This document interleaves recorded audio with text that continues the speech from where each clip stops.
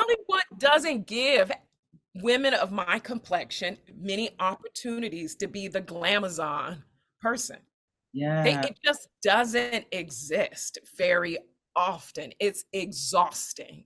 Mm. And so much of my career, if we talk about colorism, has been about I'll get cast in something, and on set they'll be like, "She looks too beautiful. Please take it down. Take everything, change the outfit, take off the makeup, mess up the hair, do less, do less." Cassandra Freeman, aka Aunt Viv from Bel-Air. It is so great to finally be talking to you. Yeah. In my mind, we talk every day. So, hey, friend. Yes. And by the way, I'm loving these glasses. Very demure, very mindful. Thank you. I'm in my very demure. Look, when is this work going to be over? Oh God, I've not. But Cassandra, I've been reading so much of your like past articles, all the old interviews, but just watching a lot of Bel-Air also. And I keep thinking to myself, this is one of those roles of a lifetime. I don't care who you are. It's one of those roles of a lifetime. And I'm curious, how did you get this gig? What was the audition process like? What's so funny about life? It's like so many movies where, there's this idea that Joseph Campbell, and he talks about like the hero of 100 faces. And Mm. usually when the hero is approached with opportunity, the hero, the main protagonist, says no. And then they say no again. And the third time is when you accept the adventure and your life begins in this act or whatever. And I feel like that's so true for Bel-Air because I was in Florida at the time, and my manager kept hounding me to put myself on tape to audition for this role. And I was like, I'm not Aunt Viv. Like, what are we talking about? And Aunt Viv, if you're from our generations, I was born in the late 70s. So I have a very particular idea of who Aunt Viv is. And I remember just being like, I don't even have the right wig for Aunt Viv. What are we talking about? And so my manager, he was such an advocate for me to be like, please just put anything on tape. And when I tell you, I was dealing with my mom's sickness. She's well now, but just so much life that it just seemed such low. It just seemed like a low level thing for me to even think about. So when I threw myself on tape, I woke up the next morning, and do you know this Airbnb I was staying at lost all electricity? They like turned it was like, so I had no good lighting. Like, I mean, the Olympics of me trying to balance my computer in the right way. So I say all that to say, I literally threw myself on tape the best way I could. And then I had to walk away from it.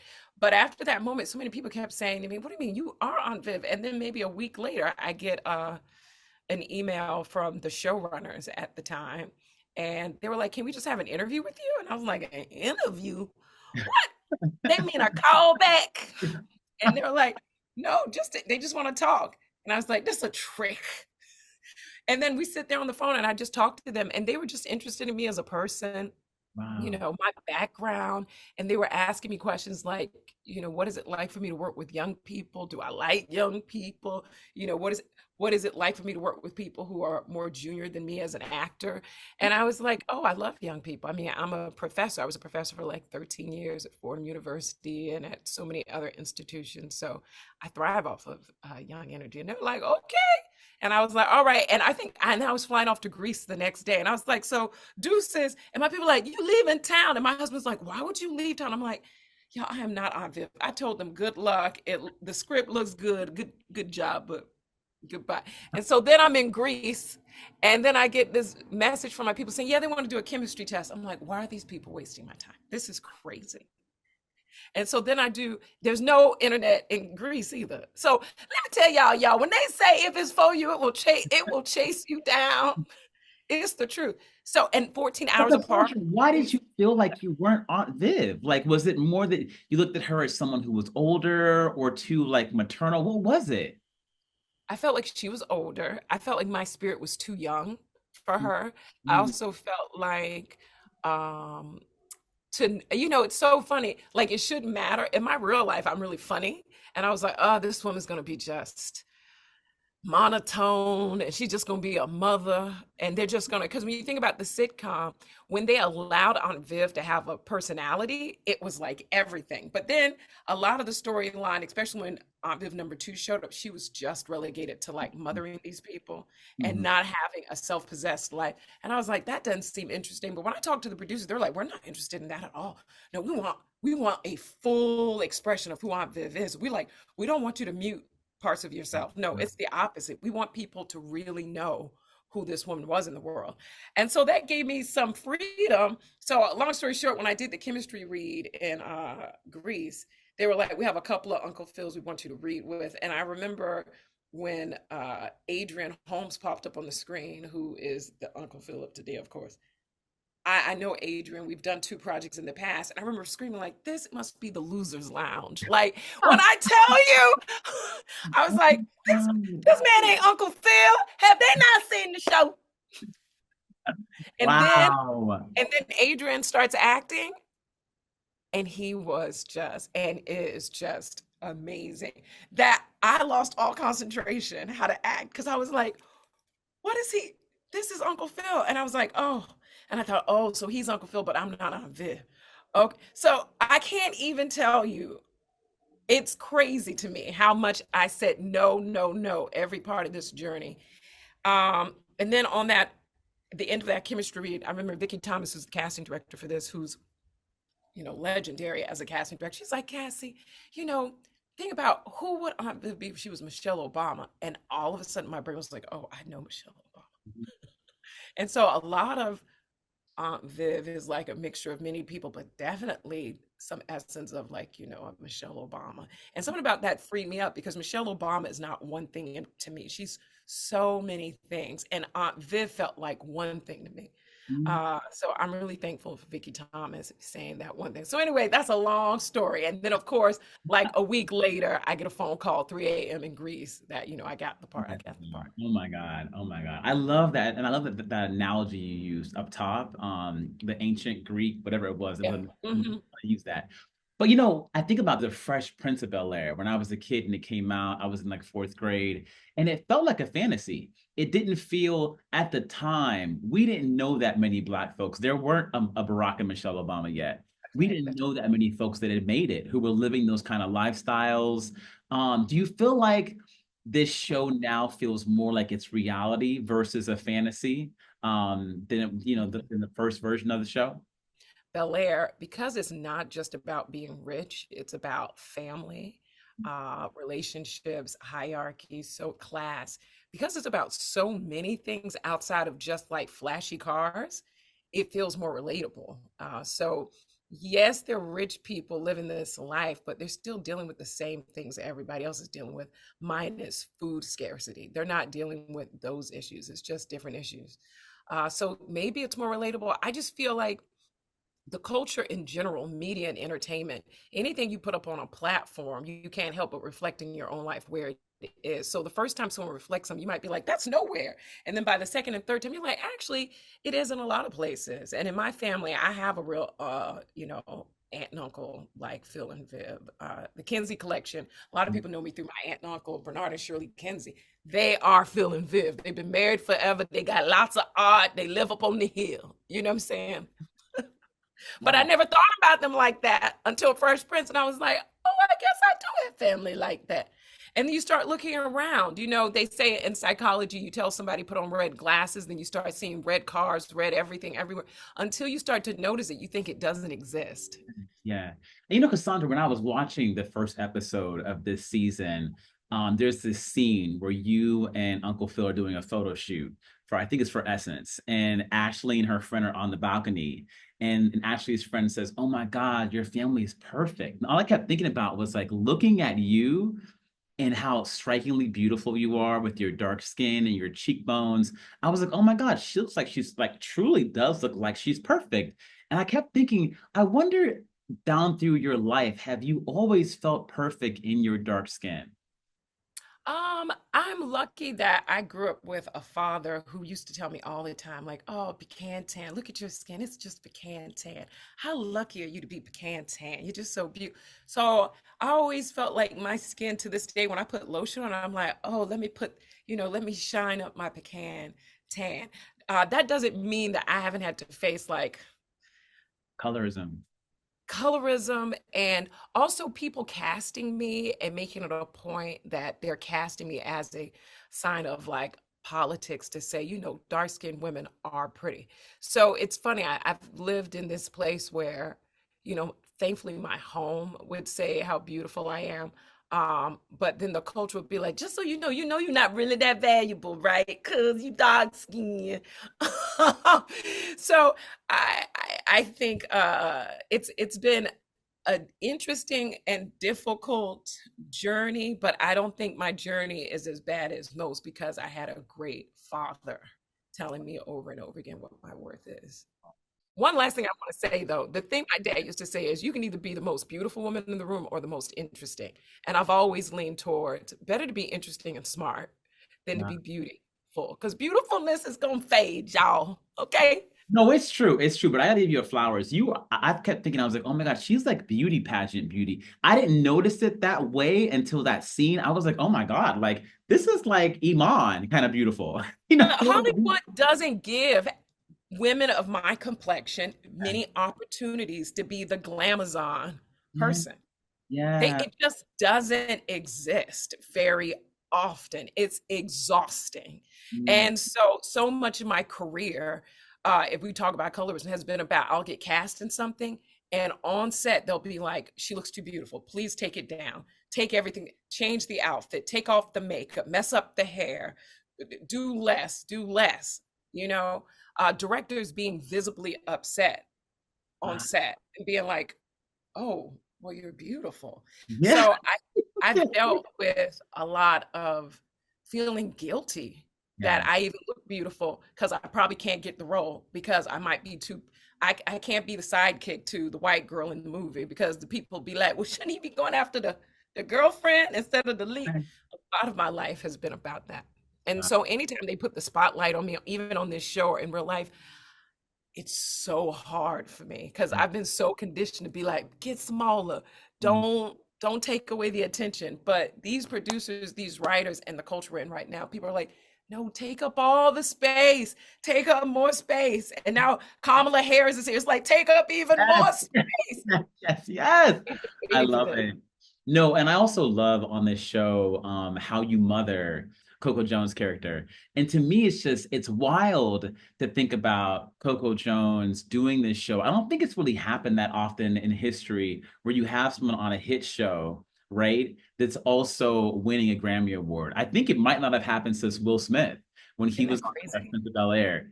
I'm so curious, what have the conversations been like off camera where you've nurtured her and poured into her to kind of stand in her light right now? We've had a lot of conversations and nothing that I'll share here. But, Coco, I feel like if I had a daughter, I'd be so lucky if she was like Coco. Like I feel like Coco's like another part of my subconscious that was born into the world because we have a lot of similarities, but the way she's able to stand in her light with her complexion, with her talent, I'm just in awe of it. And yet there's still a vulnerability, and she's such a there's still like lots of vulnerability, and she's still an open book. Like she's still interested in learning. And anytime we do interviews or talk backstage, she's always like, no, I look up to you. Like she sees like I have a 6-year-old son, I have a nanny, I have to fly back and forth. I live in New York, but I shoot this in LA. I have a company on the side.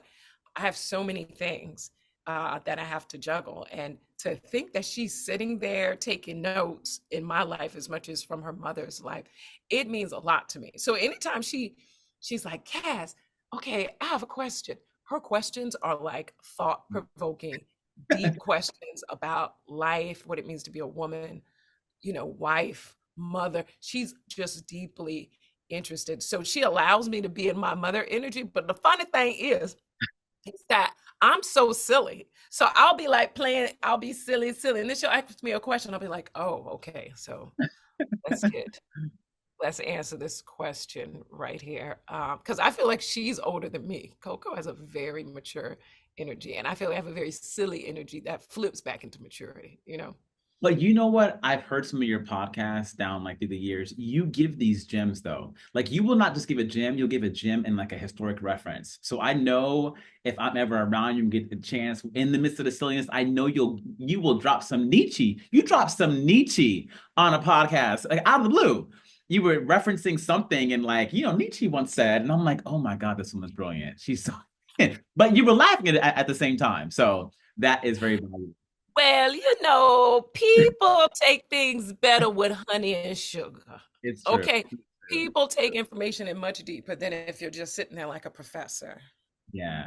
Well, I think about the character that you're playing right now on Bel-Air, Aunt Viv, and it's so unique. She's one of the only TV matriarch who's been played by three different actresses.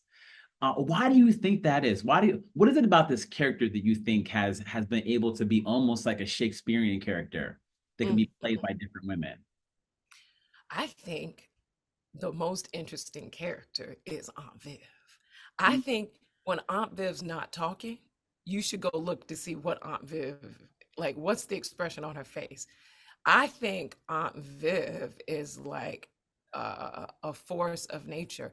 I think Aunt Viv encapsulates so much of what it means to be a woman and of color and beautiful, but maybe underrated. She is so many things. You watch the show and you're like, yeah, yeah, she's a mother.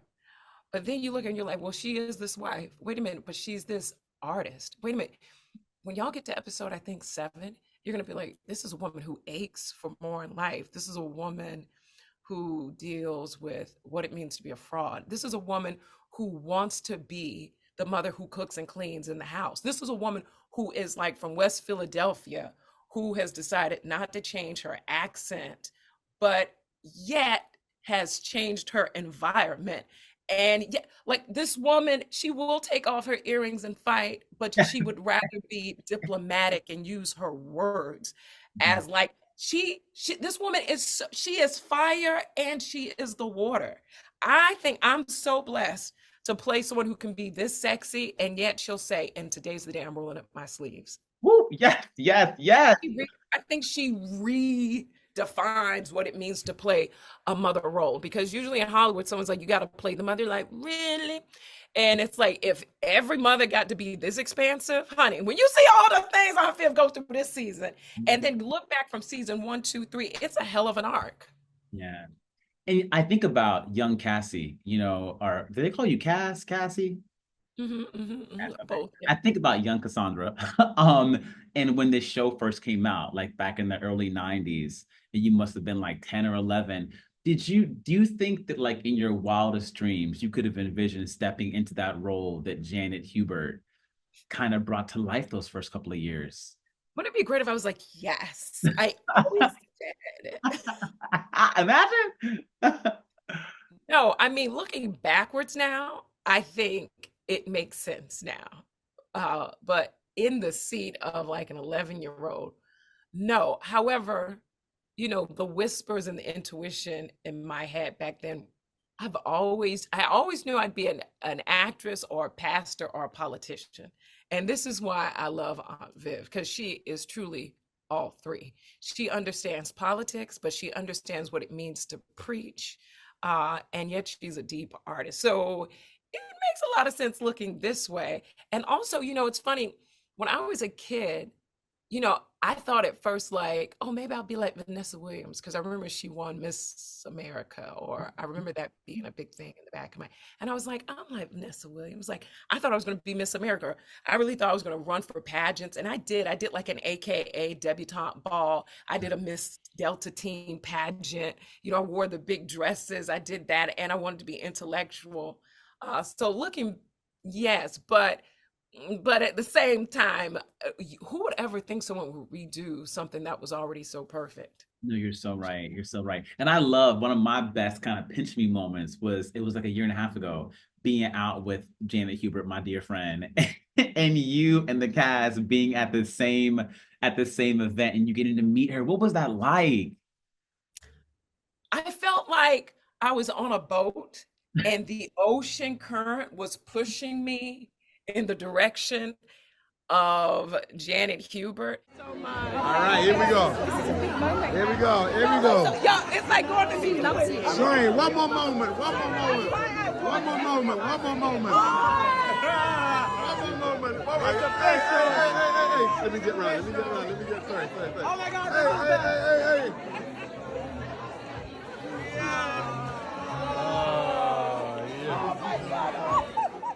It's my friends. It was the premiere for it was Gabrielle Union's movie, and uh, Cody and Tommy are good friends of mine who are the producers for that, and they'd invited me to come see the movie, but I was so busy, so I couldn't make the premiere.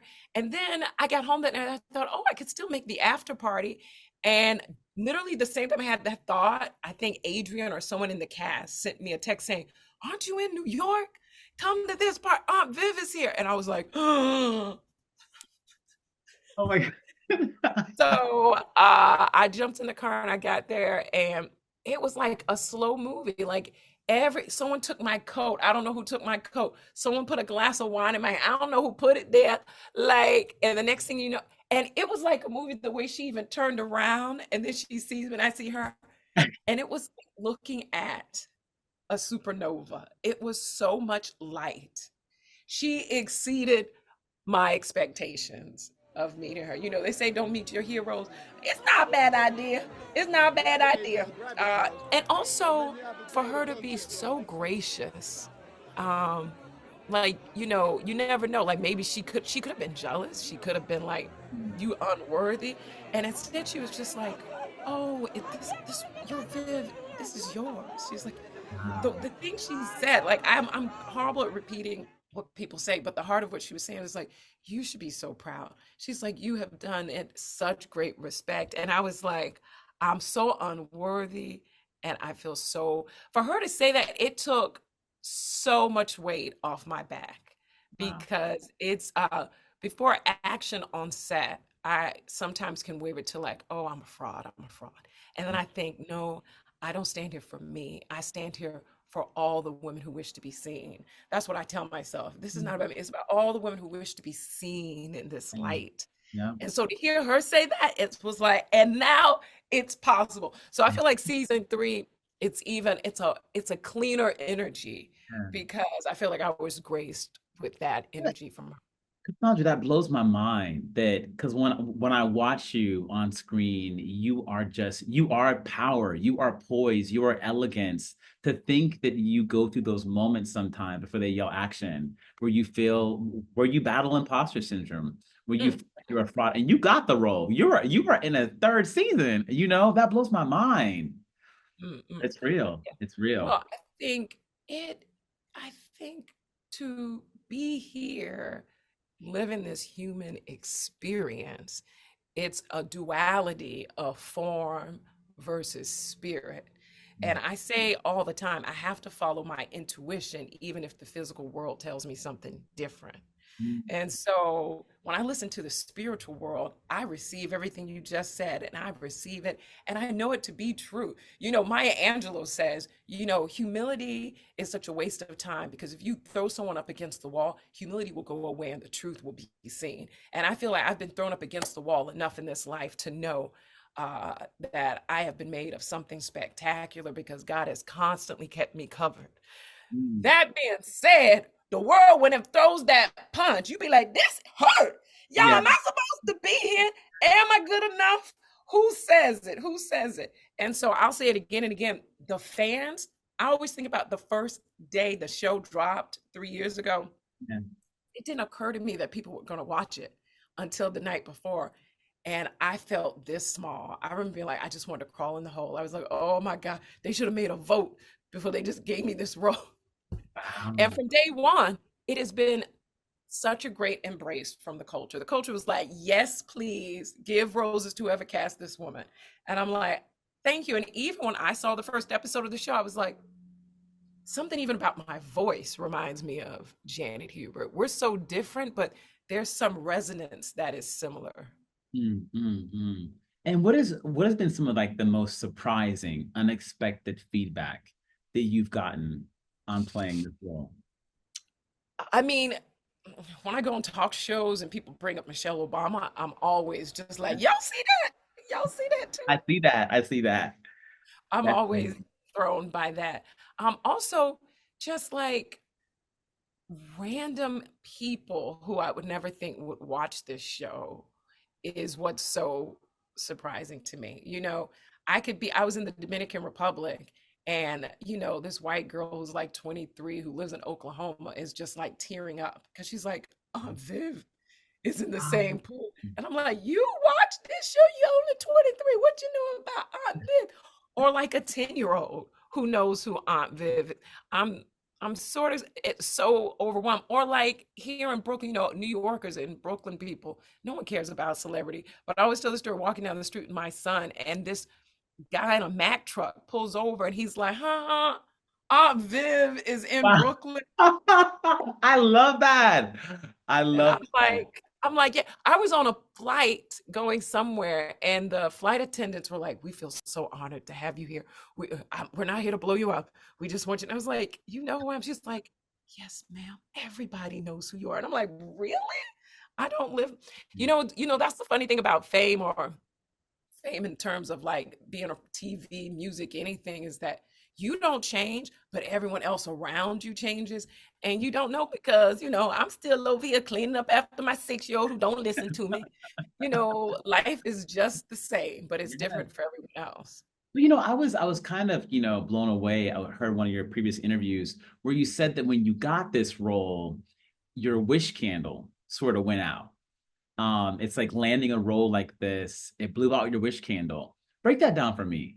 You know what? I used to keep a jar very similar to this next to my bed, and I used to put in there wishes. Like, and I would forget about it. Just things when they pop in my, I was like, oh yeah, I'd like to have that. Oh yeah, I'd like to have my own TV show series regular. That'd be great. Oh, I like that. And then one day I opened this jar up in the midst of moving things around in my house, and I looked.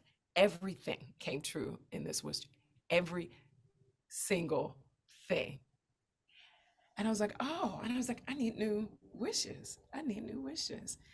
So for people out there who want to make their wishes come true, child, you gotta write them down and make your bed up every day. Amen. So uh so yeah, when that happened, it's almost like losing your direction in life.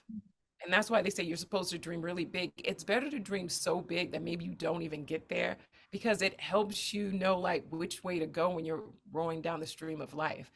So that's what it kind of felt like.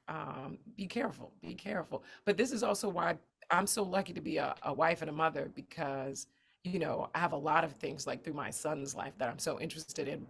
But if you don't have anything but your career and then you get it, this is why many people fall to drug and alcoholism, because the loneliness of it can eat you alive. Like, life can't be about, that's why I'm saying, y'all, physical and spiritual, connect to the spiritual world, because you'll never get to the true form of enlightenment or joy, all of that stuff, But the physical stuff, when you get it, then what is life about? Like, if you think when you get there and it's the Wizard of Oz and you turn Yeah. into this magic, it's a lie. It's a lie. It's always been a lie. Mm. So that's all. It just helped me reaffirm, like, okay, what's the spiritual journey? Like, what's my new calling? Because it's really a calling, not a career.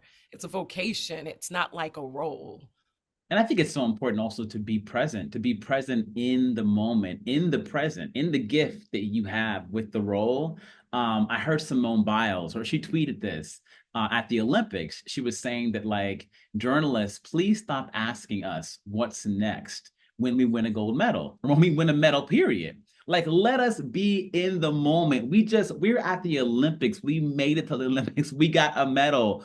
It's not about what's next. It's about sometimes just being in that moment and celebrating what's happening to you, the win that you're in right now. And Mm, mm, I love that. I remind myself that sometimes. Simone taught me to begin doing that myself.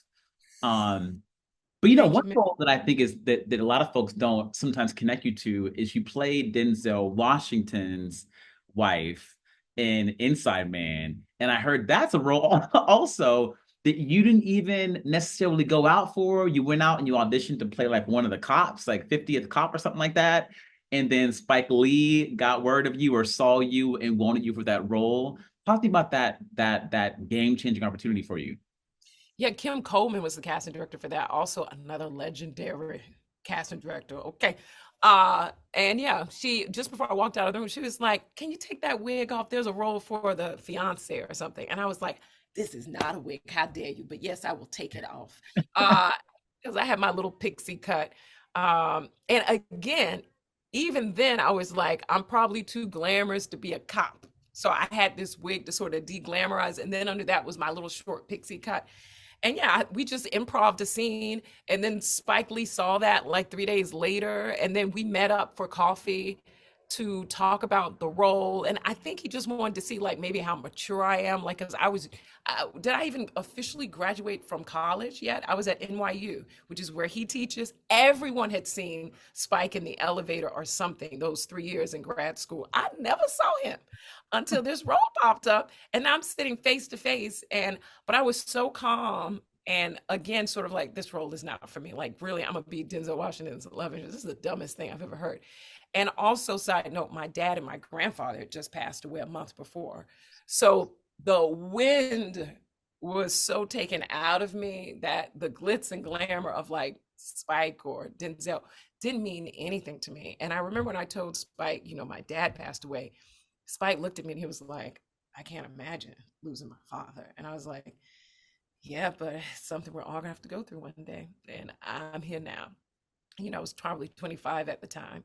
So I met Spike, and he was just like, "Well, you'll probably have to come in one more time for Denzel." And I said, "Yeah, okay." So sure enough, I came back in, but not with Denzel. I met with Spike, and we did another audition on camera with Kim Coleman. And I won't ever forget the last moment of that audition was something like, "You better do what I say, or I'm gonna end up with a white man. This is the shit. That's what's wrong with this shit." And I remember Spike being like, "And cut." And I was like, "Why did I just say this? Was Spike Lee in the room? I don't know how you gonna take that." Anyway, Spike was like, "Whatever you do, don't leave town." Because, Denzel's gets final approval. And I was like, uh-huh. I left town like 4 days later because I was like, I am not getting this role. This is the dumbest thing. I get on a plane. As soon as my plane lands, my phone rings.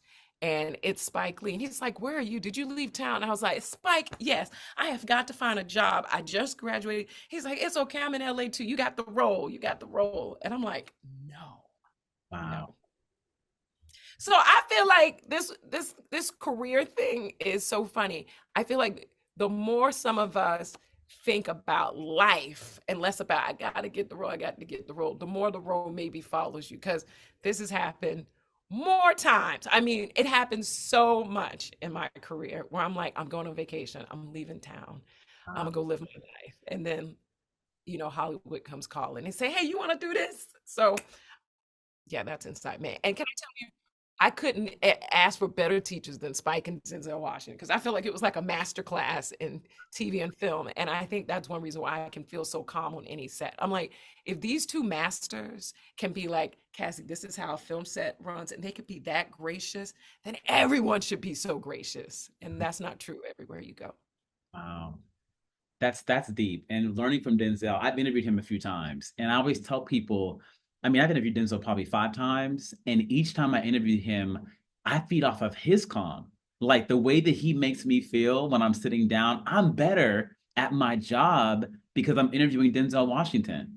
It's the wildest. You would think I'd be more nervous, I'd be intimidated. It's like you step into his master energy, and suddenly you have a gift that you didn't even know you had in that moment. It's wild. It's wild. He's so unbothered and so focused on what's really important in life. I've worked with Pauletta and with his son John, and it's true for all three. Just such good people, focused on the right things. And Pauletta, a lot of Aunt Viv is Pauletta Washington. Oh my God, the love and wisdom and kindness and stability that exists in that woman. I love it. You brought up earlier, we talked about Michelle Obama kind of being someone that influenced your role or influences your role as Aunt Viv. I think about Kamala, and Kamala right now is, to me, poised to make history. In many ways, he embodies that same sort of energy as your character. How do you hope to leverage your platform, to leverage your character, to just leverage who you are to help impact this election season? Chad. Well, I have a company on the side called Creatricity, Oh, and yes. yeah, and we're doing an event later next month just to raise money for the DNC and all that kind of stuff.